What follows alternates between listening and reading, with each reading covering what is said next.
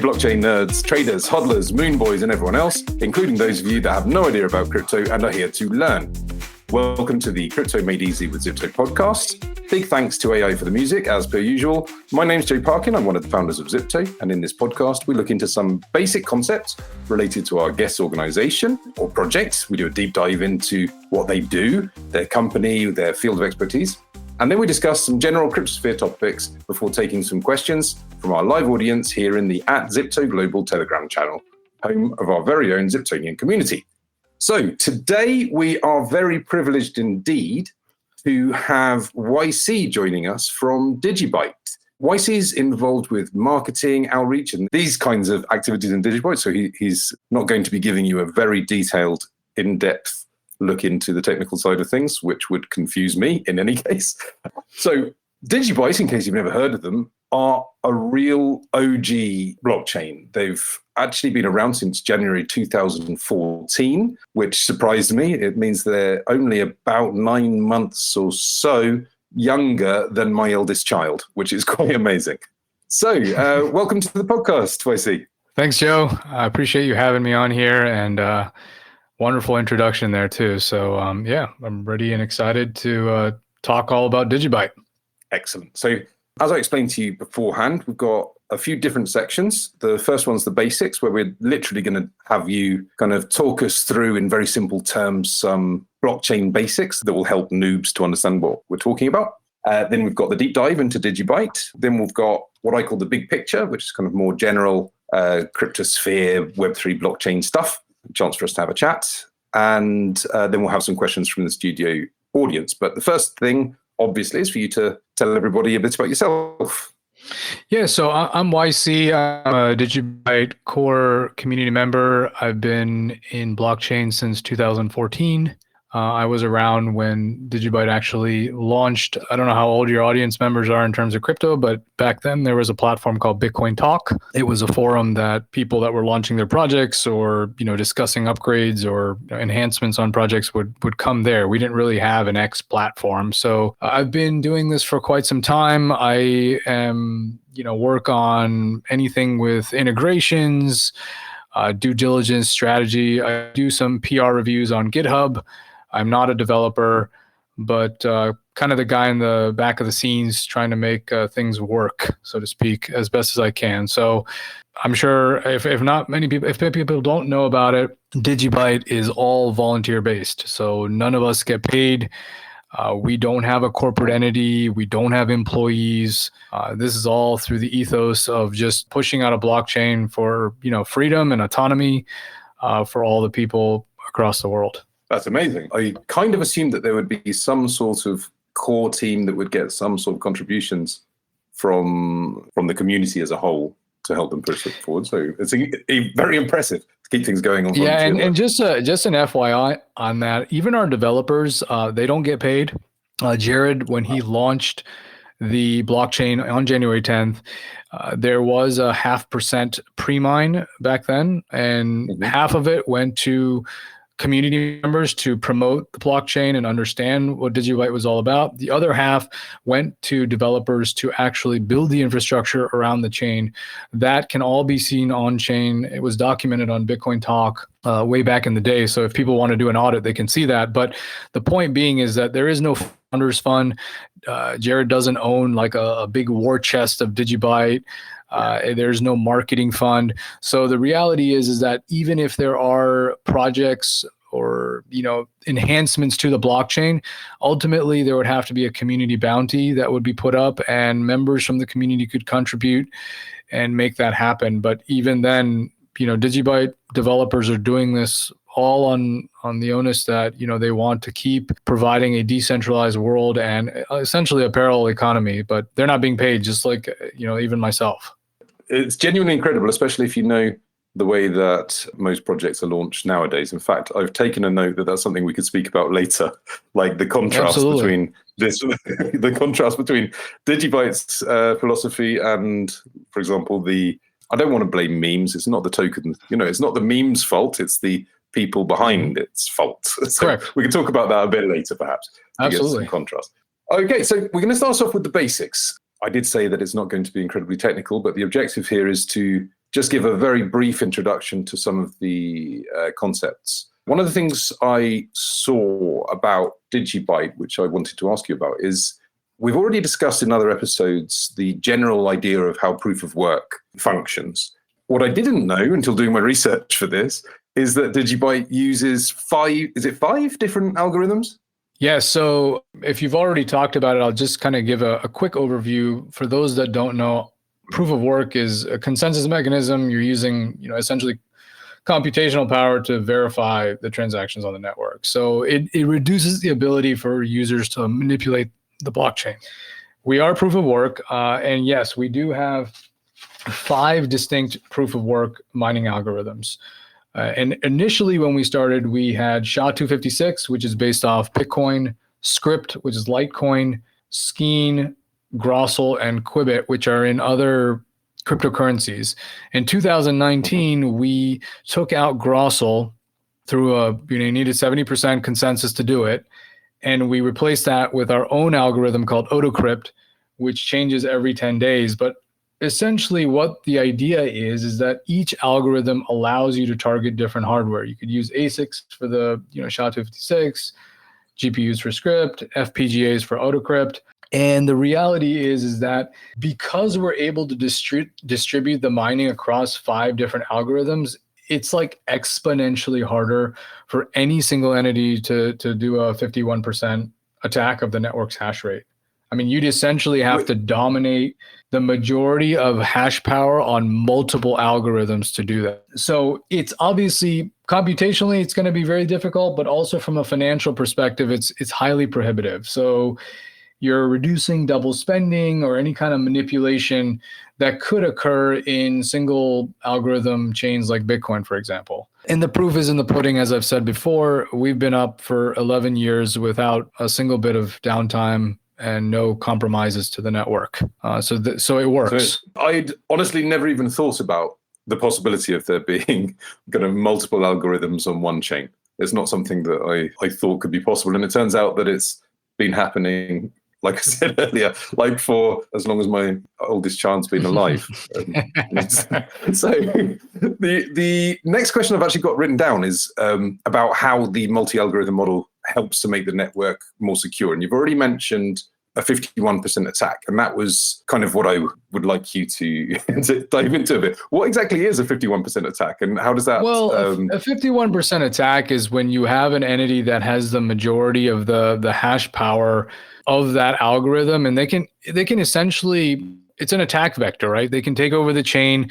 They can spend, double spending. You've seen that probably on exchanges. There are quite a few chains we've seen over the years that have had this double spending issue, or an algorithm hack or compromise by a large, mining pool, or, it could be any attacker per se. But let's kind of dive in a little bit. And again, I'm not super technical. I know the audience isn't, but just to give a little bit of a flavor, the one, kind of not only with the multi-algorithm, but let's kind of go to something called DigiShield, right? This was something that we launched in February of 2014.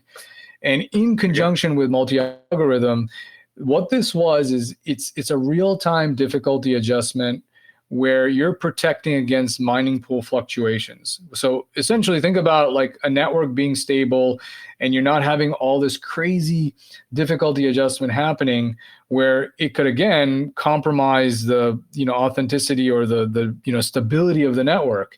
And this DigiShield was only done at the time for a single algorithm, and later Ethereum, Doge, Zcash, they all took that DigiShield feature and have incorporated it into their chains. There's probably another 15 to 20 other chains that are doing that. And so, again, this was in February 2014, so 1 month after we launched. Then in September of 2014, we went multi-algo. And then in 2014 of December, which was 2 months after the multi-algo, not 2 months, 3 months, that DigiShield became multi-shield. So think about that difficulty adjustment happening on one algorithm now is being evenly distributed against 5 algorithms. So just think about like you've got it computationally and financially extremely difficult to do a 51% attack to compromise or take over the network. And then on top of it, you have these real-time difficulty adjustments to prevent those fluctuations and keep your network stable. And now you also have various hardware that you can use to mine. Ultimately, you're creating this fortress, right? That you want to keep security, stability, and ultimately open source and being decentralized as the main ethos of what we were representing. So that entire recipe, or all those ingredients are what make the chain like super solid and super secure. And it has been for a very, very long time. I mean, we've seen so many projects come and go, and we're still here. So many. Nowadays, you're seeing probably hundreds a day at this stage.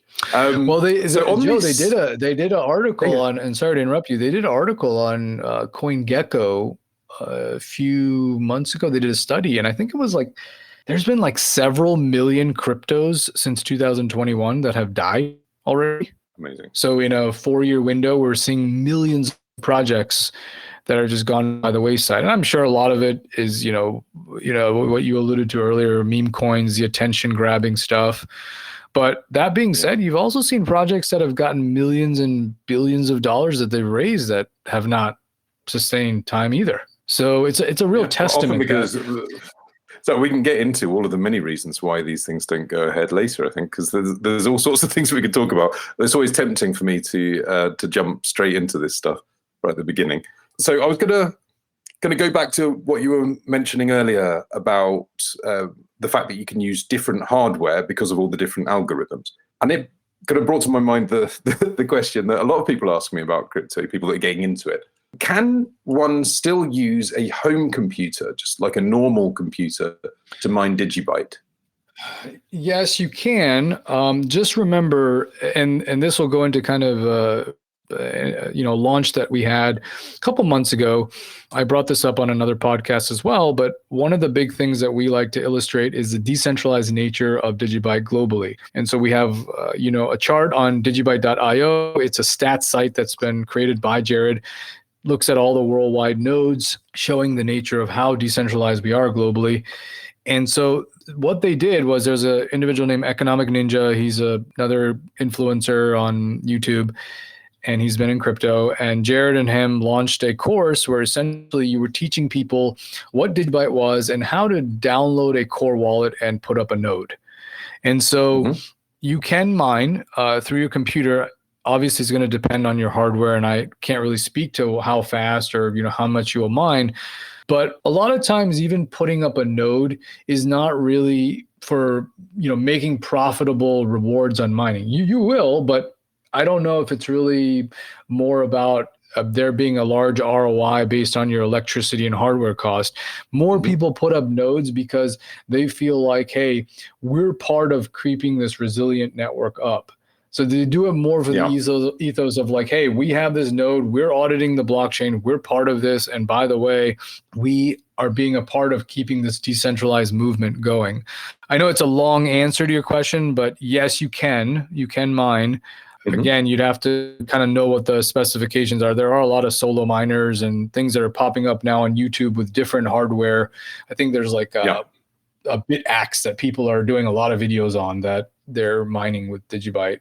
How much they're making, no idea. But to answer your question, yes, you can.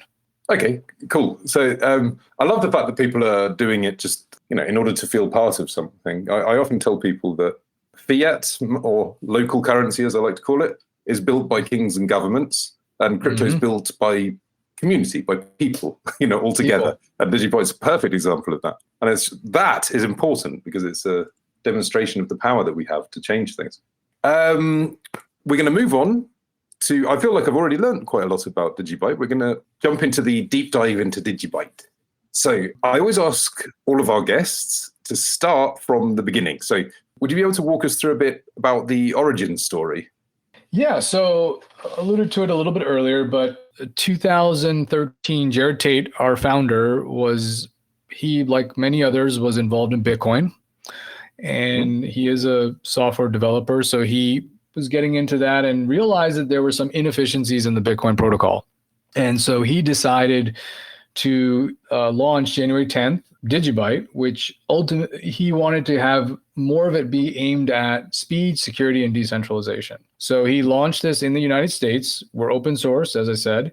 We did not have, we're not an ICO. We didn't have an ICO. There was no significant pre-mine. Like I said, it was about 0.5%. And we wanted to focus on faster transactions, a lot more security, and then broader decentralization, right? So our like Genesis block, if you can look this up also, it was, target data stolen from up to 110 million customers. I'm not sure if you remember, but there's a huge hack that happened with Target back there.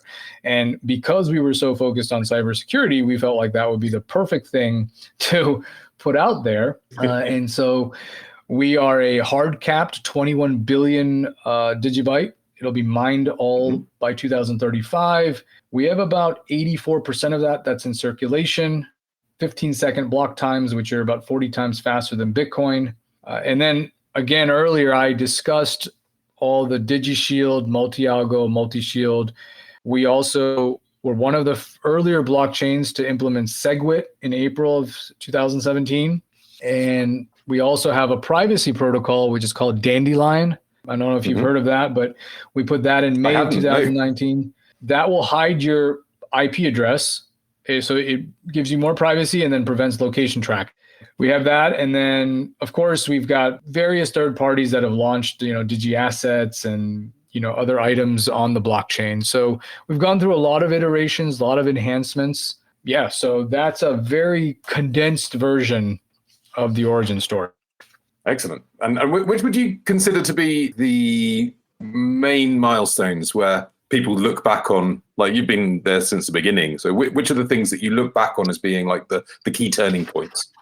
Yeah, I think as crazy as it sounds, I think it goes back to what we talked about earlier, the multi-algo, the real-time difficulty adjustment, and just the speed and decentralization. I mean, you put all those things together, Joe, and you really are doing Satoshi's vision. I mean, it's like, this is a blockchain that's in the hands of the people. Like, it's permissionless. Obviously, I think about DigiByte as an immune system, right? We've had a lot of, different actors over the years that'll come in and they might not have the best intentions. And it's like a virus, right? It comes in, the DigiByte community and the blockchain realize like, wait a second, this doesn't feel too good. And ultimately, it's like these antibodies and things get created and we push that virus or we, kill it off, right? Those intentions get wiped out and the authenticity of the chain just keeps on going, right? So I think those three things are huge, or four things. And I think people really resonate with that. They want something that they can control, like self-custody, and that can't be manipulated or even controlled, because we already have so much of that in the fiat world. We've been dealing with that forever, and look at it even now. It's gotten even crazier. It seems like there is no limit to the amount of invasion on our privacy and control over everything we do that the powers that be are wanting to put in place. It's terrifying. Meanwhile, people are just being like plugged into the algorithm, 24/7. Oh, correct, exactly. Really notice. So it's terrifying, quite frankly. I'm sounding more and more like an old man every day. So you've already mentioned like the advantages of the technology. So you've mentioned SegWit and block time as being two fundamental items. Could you just speak a little bit about why the speed of the blocks is so important? With what frequency they're mined? I mean, just think about it, right? I mean, this is a conversation it's really happening a lot. And I had the same conversation with Joel of Dash earlier this week. And it's like we have a split kind of attitude, right? We have half the people in our echo chamber, or if you want to call it in crypto, that are like, and maybe it's even more than half, really. I'd even venture to ask it's more. I'd be curious what you think, but it's all about hype, attention, and speculation. How do I get number to go up? How do I get fiat denomination to be so high so that I can meet all my needs and, I can retire off into the sunset, regardless of the debasement happening in the system and everything else that's going on wrong. And then you have the small percentage of people, and there are people in DigiByte as well as other communities that are saying, hey, listen, you need to use the currency. It's not just about number go up. It's about the use case. the idea why 15 seconds is the transaction time is great is because it's rapid, right? Like think about from a payment standpoint, we have people that pay landscapers, dentists, cross-border payments for services rendered. There was a venture several years ago where a private company in Hong Kong was using DigiByte to audit and put shipping trade on the blockchain. I don't know specifics, they were under privacy, but there's all these cost benefits, right? And then when you also think about when you go into a coffee shop and you're ordering coffee, do you really want to wait 45 minutes or an uncertain period of time of confirmation for the guy or the gal to get their money before you can drink your coffee? I mean, that's the uncertainty you deal with, like Bitcoin and some of these other protocols. 15 seconds, boom, you're done. It's very transactional. It works in commerce and trade, and it's great for payments. So we don't have that issue. And even if you're dealing with exchanges, I mean, confirmation times and things like that are so quick that it's a given, right? And people want that. They want that certain behavior. So at least if they're getting into something like crypto that's already seems so daunting for them, last thing you want to do is be sending money or currency, let's put it, and you don't even have any idea if it's going to get to the party you want to because it's taking so long. I mean, it's absolutely terrifying. I think it's terrifying. Even after you've been in crypto for years, on certain chains, on certain chains, that you get into a process, right? What you do is you click send, you sign the transaction, then you immediately go over to the blockchain explorer, and then you kind of sit around. No, you immediately you hit refresh 100 times in a 10-second window. And then you're pacing back and forth, and if it's often when you're doing here's how crazy it is, Joe. You'll even go back and you will double check the address you sent. You'll copy and paste it in Notepad. You'll put it 3 times in 3 different notepads, ensure you did it right, and you're still waiting. And you're like, well, what happened? Did I not put enough fees and then ultimately, you're left with this kind of very vulnerable position. Like, well, I can't undo it. So now I have to just hope and pray that it gets there. So I would say, I don't know what percentage of support requests are this, but quite a lot of them are people that go to top up like their Zypto card, for example. They send some Bitcoin, let's be honest, is where it generally happens. We love Grandad, but it does happen. They send their Bitcoin, then they go through this process of looking online. The second it's confirmed, then they're in support.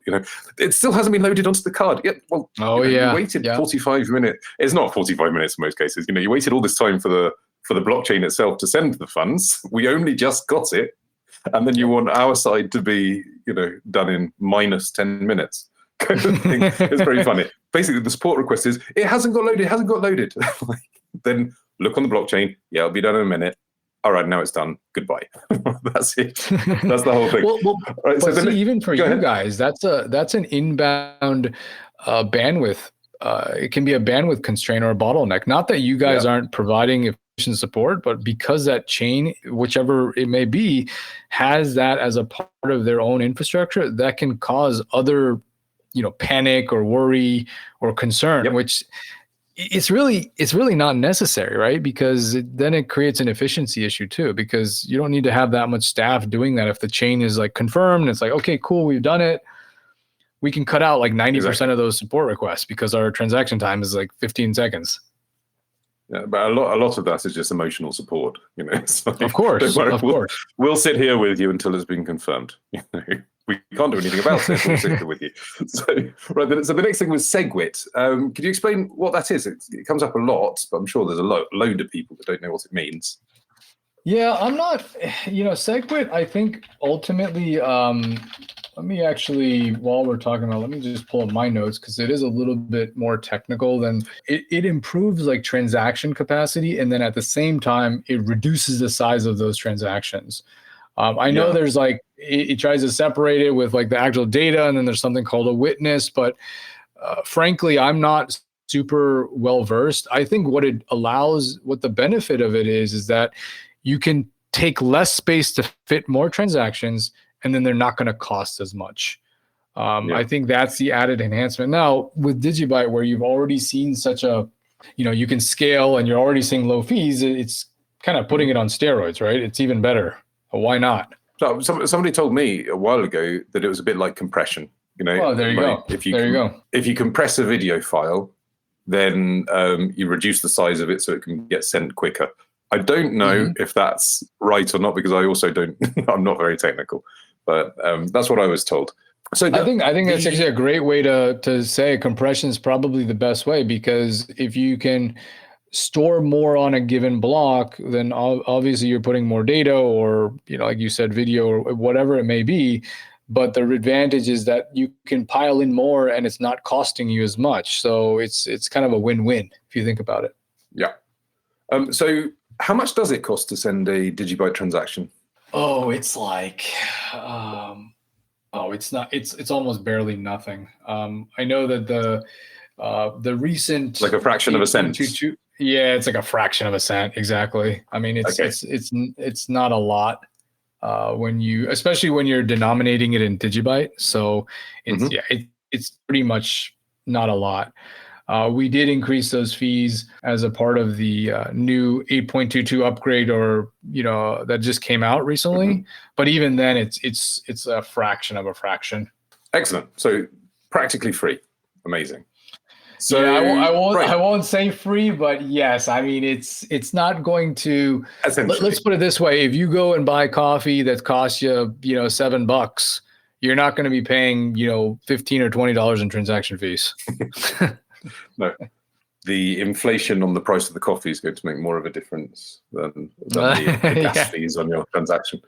So the other things I generally talk about here are community influence and current or recent developments, but you've already told me a lot about the community influence, which is basically everything. And when was this last update you mentioned?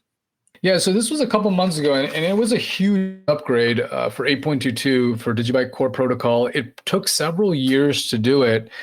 And one of the biggest advantages that it was a soft fork. Again, another beautiful thing, Joe, is how decentralized we are.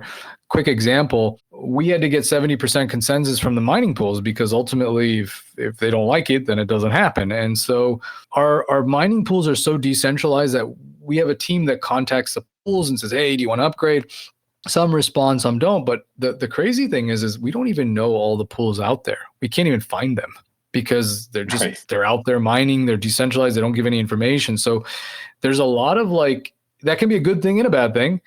But to answer your question, 8.22, the biggest thing that got upgraded or is now included is now we have Taproot and Schnorr signatures. That will allow a lot more use case to be built on DigiByte. Think about. Sorry, could you repeat that? Because quite honestly, it sounded to me like something from Harry Potter. It sounds like it. Taproot and Taproot, so TAAPROOT, and then Schnorr's signatures.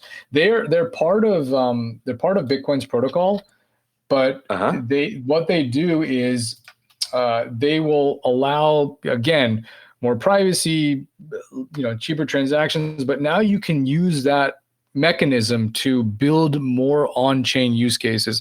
Like right now, we have some third parties, one called diginexum.trade. It's another developer named Renzo in our community built this website and kind of enhancement to, you can buy and sell and trade digi assets. It's a third party thing, right? Well, Taproot now allows this to happen on chain. So think about now a lot more building that can, occur on the chain. You can issue assets on the chain. You can improve the efficiency, the privacy, all those things are now coming on board. And so what our next step is 8.23, which we're going to be embedding those, sending and receiving Taproot addresses. And then we've got a couple more enhancements to meet the upstream BTC protocol upgrades, and we're putting that in place as well. It's exciting because now just think about all the real life things that we have that can go on chain.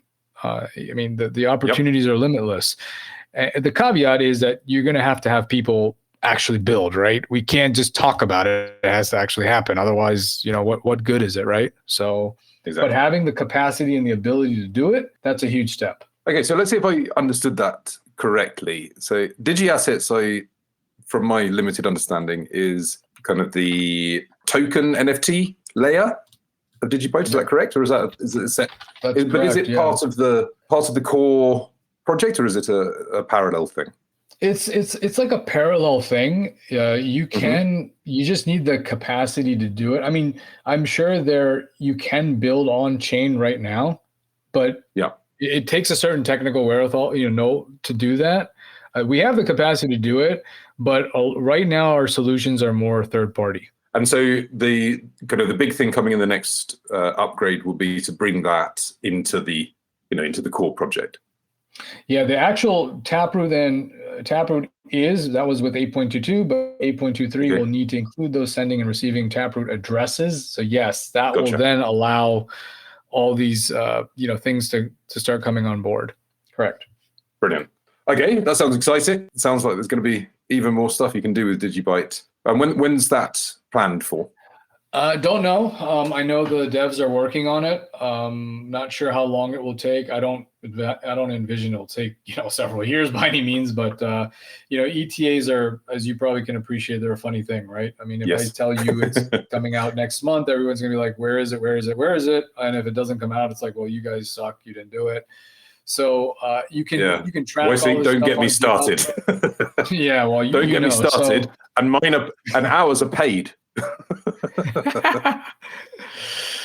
I mean, we have that, and then you can also see like DigiByte.io, which I just explained earlier. It's been revamped. Jared just did more enhancements, but if you want an entire idea of the nodes, the hash power, the algos, the blocks, I mean, all the deep stuff about the blockchain and how it's operating, you can check that out. There's a lot of graphs and visual representation of that. I think we're now at 21.4 million blocks. I think we're the second longest blockchain in existence behind Ethereum Classic. So another testament to how long we've been around. That's the first time I'd ever heard anyone refer to a blockchain as long, and I really like that. It helps mentally to think of it that way. Like we were mentioning earlier about the block speed, and it's like the wagons of a train going past faster and faster and faster. And now I can visualize a really, really long train going on. There you go. Into the future.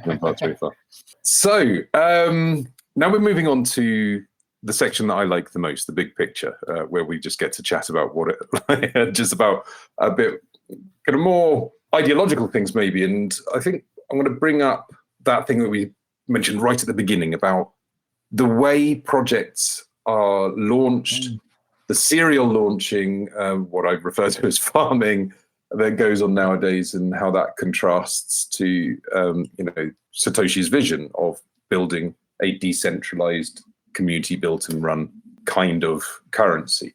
So do you think it's ever going to stop? Do you think we'll go full circle at some point? Well, this is a ongoing debate, right? And I think what you'll find is, I was talking to another blockchain project. I'm sure you heard of them, Hive. They've been around for a long time. You'll see Dash. Yes. We talked to Vertcoin. So Hive are actually going. They're actually going to be on the podcast. They're great. Crim's awesome. She's fantastic. Yeah, she's excellent. Their entire community is fantastic. So, but the point is that we're just, as humans, we're so based off attention and hype, right? Because I think the problem is we've gotten to a point where everyone is a speculator in life. They're just forced to be a speculator. Now, how big of a speculator you are, that's everybody's own appetite. But because of that, we go to these things where, cost of living's expensive, or groceries are expensive, or, job's not paying us as much, or whatever it may be. And so then we find this, space where we're like, oh my God, we can't make just 5x. We got to make 1,000x. And we're just going to go and we know we might lose everything, but we're going to just do it. Yeah. And so back when DigiByte launched, we had ICOs, we had massive pre-mines. Then it went to exchange offerings, and now you're seeing the meme coins and all types of crazy stuff. And so yes, I think there will be a cleanup. I don't know exactly when, but probably sooner than later. I think you're going to see 99% of this stuff is going to get completely decimated. There's no use case. Money's going to be gone, meaning people lost entire fortunes over this. And we're going to go back to what's around. I mean, half the reason DigiByte doesn't get its due is because we're not coming up with like some sexy, attention-based hype thing that you know is going to drive people in. I mean, you see a lot of these big accounts on projects. A lot of it's like hype and price speculation, Joe. I mean, we don't do that. It's We're only just that. building. Yeah. And part of that is because we get we then don't get as much, quote unquote visibility, but we're building for the longer time frame when things do get bad or, there is a requirement for a parallel economy. We're going to be here. I don't know what we can say about other projects that are launching off, platforms one day and they're rugging the next. But yes, to answer your question, I think it's going to happen. Do I think it's going to happen in this quote unquote cycle? No, I don't. It's like the invention of the roulette wheel or gambling on cards. Once it's happened, people are going to do it. So there's always going to happen. I have nothing against meme coins for being meme coins. So the problem I have is the manipulation that happens behind them. I've seen the way that this works with the serial launches. In fact, people hold it up as a kind of a badge of honor. I mentioned this to somebody in a meeting earlier. People will be like, devs, quote unquote, will be saying, yeah, I've launched 27 projects. All of them have gone over 1 million market cap or up to 10 million. Oh, wow. Blah, blah, blah. I'm like, but that's like, and then people are like, wow, look at all of these different projects this person's launched in the past. But I said to someone in the call earlier, that's like if you're single, you're in a bar, you walk up to a lady and you tell them, you know what, and then you brag about being divorced 15 times. It's like, well, maybe the problem's you then, isn't it? It's like, so where are those projects? Why are you bragging about? That's not something to brag about, surely. Yeah, I was just going to say, I don't know if I'd want to brag about projects I've launched that probably 80 to 90% of them are rugged and they're not around anymore. I don't get that. Exactly, but they brag about the fact that it did at one point hit X market cap. It just seems mental to me. People follow them. Well, it's almost like it's a way of boosting their ego that, hey, even I've done this much, right? And you should put your trust and your money in me because the next project I launch is going to make you wealthy because, we have that market cap, fallacy, right? Where we see all these inflated numbers and think they're real. The project must be legit. Oh yeah, absolutely. Because that's what makes something legit. But the thing is, if you're hearing about it now, that means you're not going to be the exit liquidity this time, because you've heard about it early. So somebody else will be the exit liquidity. Unfortunately, what's actually happened is that all of these influencers, etc., or a lot of the influencers, have taken large chunks of the supply before it ever went live. So you are going to be the exit liquidity regardless. And that's what bothers me. The term meme actually brings me back to Satoshi's vision, because that is the true meaning of meme. Do you know the origin of the term? It comes from... do you know where it comes from? Meme? I don't. It's fascinating. It's one of my favorite subjects. It's from the selfish gene. I'm going to get his name wrong now, aren't I? So Stephen Dawkins. Is it Stephen Dawkins? I think I've got the author's name wrong there. He proposed in this book that human society doesn't just evolve through the evolution of genes, but also through memes, which are kind of culturally transmitted ideas, concepts that go from one mind to another. It's Richard Dawkins. You're right. Yep. Richard. I said Stephen. That's what was confusing me. He's like me. I used Hawkins. Yep. Thank you. So, the stronger ideas will get transmitted between more minds and will survive over time. That's the origin of the term. And Satoshi's vision is exactly that. So that meme is alive and kicking in DigiByte. So you could say that it is a meme coin. Only if you take that kind of very literal, slightly nerdy. I wonder how many people will actually know the history of that, Joe. I was horrified when meme became an internet meme, because it's been like the meme of memes, of memetics, the study of the ideas and the way they pass from one person to another is one of the things that occupies my mind the most while seeing the way humans interact with each other.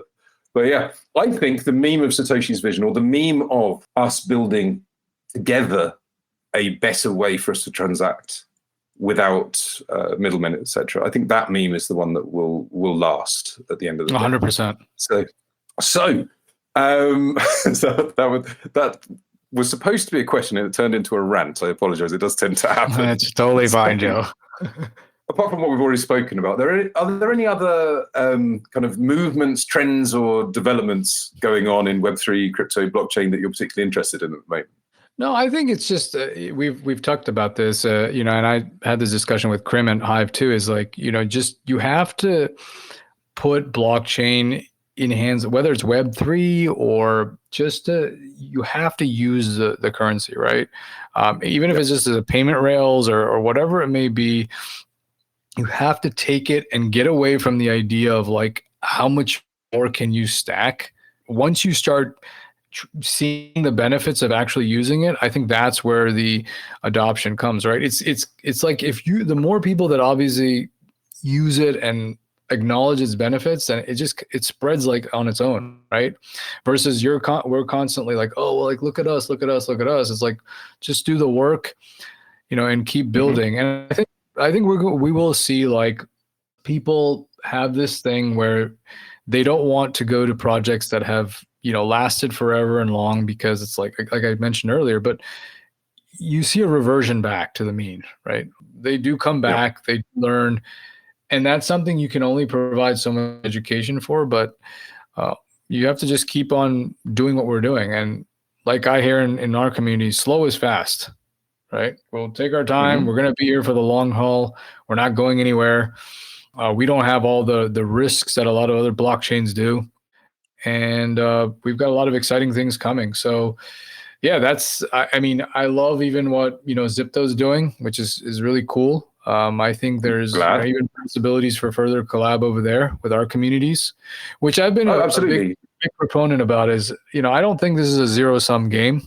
I don't think it's Bitcoin and everything else is trash. I think there will be uses for each blockchain. Now, there's not going to be thousands and millions of cryptos. We don't have the room for that. But there will be some that are use case, and versus this constant like, hey, the Zypto community is not, doesn't do this, that whole mentality needs to go out of the door. Yeah. We need to take our talent, our synergies, and work together and find ways to open up that access for more people together. Yeah, this is something that we've been working towards, is trying to do our part to kind of bring communities together, because we've got this thing of we should be focusing on the common enemy, shouldn't we? 100%. This is bonkers. We're squabbling amongst ourselves when actually we should be making sure that we are able to have control over our own funds. And if I want to send some of my funds to my cousin or my mum or whoever, it shouldn't take long, and I should be able to just do it without having to jump through a million hoops, being spied on by a million people.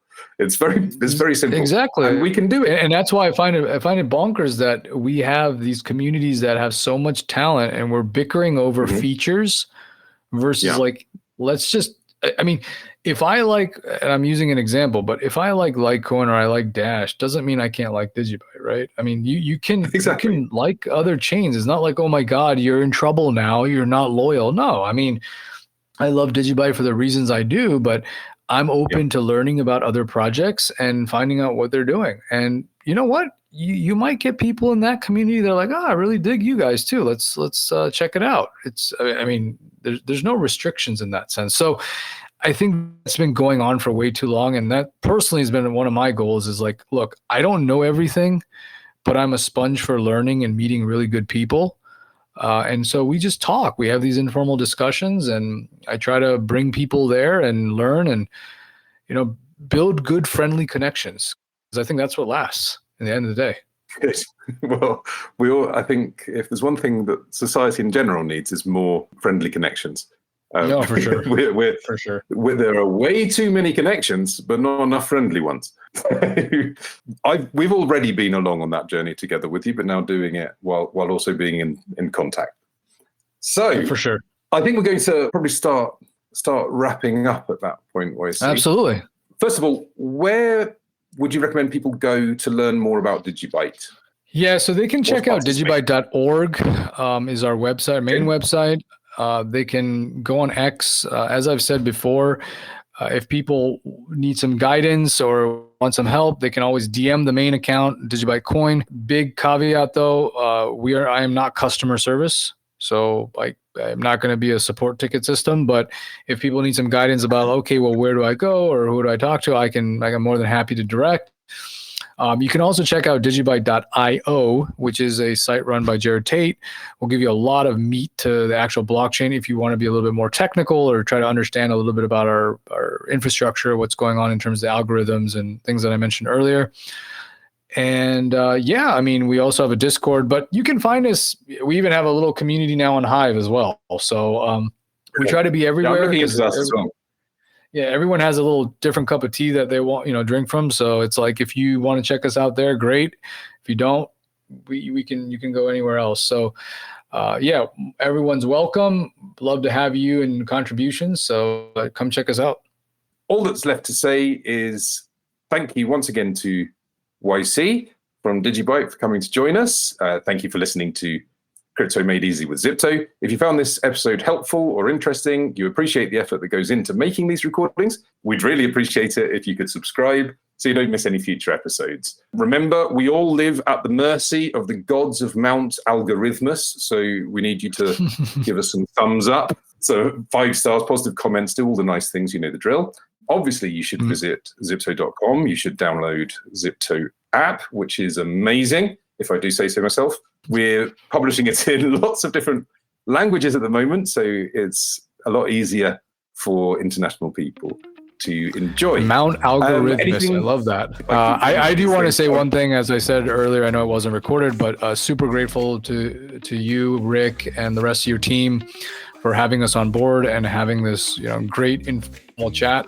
I really look forward to working closer with you guys and helping both of our communities have more access. So love to talk to you guys about that a little further as we go along this journey. Absolutely. We'll be speaking about that in parallel. I've been Joe Parkin. I shall see you all again very soon for another episode with another. Where are you going to see them, Joe? I am going to see them on Mount Algorithmus. All right, thanks, YC. It's been an absolute pleasure. All right, take care.